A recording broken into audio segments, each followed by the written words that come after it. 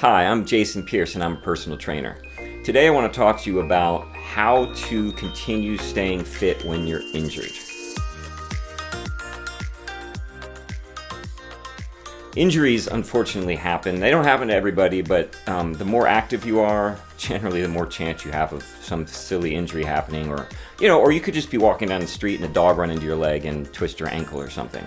It doesn't have to be something that you inflict upon yourself. It can be just a freak accident. And if you're very active and suddenly cannot be as active, it's really difficult sometimes to figure out how to really just continue doing anything. I can speak from personal experience for this. So I currently am nursing a hamstring injury I sustained almost a year ago. So an injury, big or small, alters how you approach fitness. If you're going to the gym all the time and you hurt something, you have to change your approach to how you work out. So for example, with my hamstring, I've discovered some lower leg exercises I could do on machines to help strengthen the hamstring. And so I do those exercises. And then I could do a few things for upper body with machines as well that, again, don't aggravate the hamstring.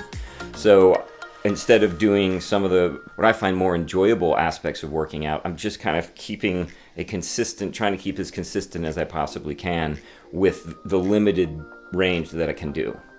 And that's kind of key. You just want to be consistent even in the face of really not wanting to work out because you can't do all the things you want to do.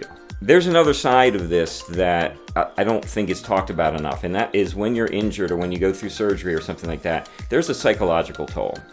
If you're an active person and suddenly have to shut down being active, it can really mess up your head and really cause some depression. And this is something that is kind of clinically shown, that there is depression that is linked to this.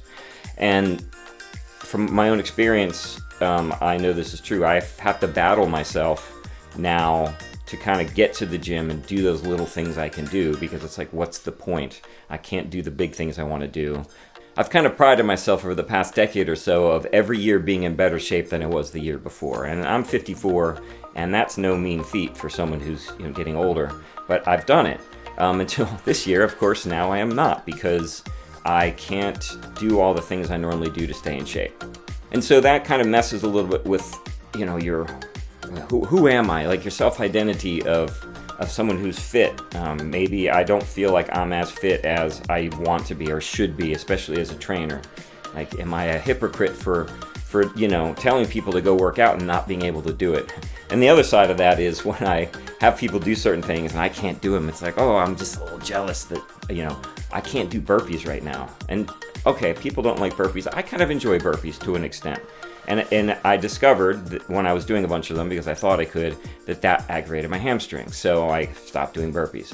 Now, all of that for me is coming to an end. I'm at the tail end of this. I can feel it. Everything's starting to change, which is great.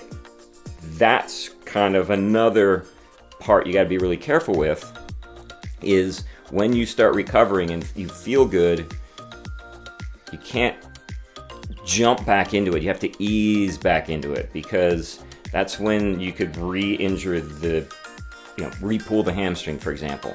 So as you get better, you can't immediately go out there and start lifting what you were lifting before, or running as fast as you were running before, or whatever it is. You need to ease into it so that you know that the body part has healed properly. So the point is, you don't have to stop working out when you're injured, but you have to be very careful and figure out what movements you can do, how to modify exercises, maybe use machines instead of free weights. Just find things that you can do that don't aggravate the injury. Even if it's all you can really do is stretch. Keep some aspect of working out going so that you don't lose it and have to kind of re-amp back up into it. But do what you can with what you can, and do it in a way that is safe for your body. That's kind of the key. So it's not impossible to stay in shape. It's just that you have to really modify how you work out. So again, the key is just be careful as you're training. Be careful when you start ramping back up when the injury is healing. And do what you can to stay fit. So until next time, stay healthy.